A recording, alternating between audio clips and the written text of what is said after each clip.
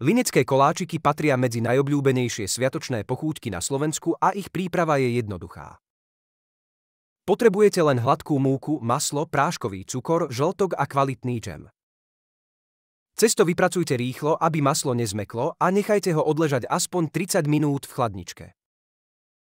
Po odležaní rozvaľkajte cesto na hrúbku 3 mm a vykrojte tvary podľa vlastného výberu.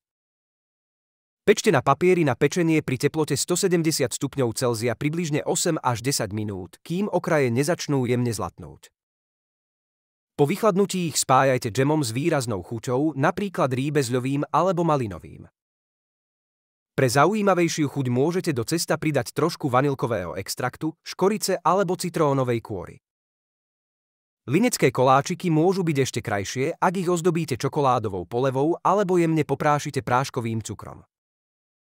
Sú ideálne na sviatočný stôl, pretože vydržia čerstvé niekoľko týždňov, ak ich správne skladujete.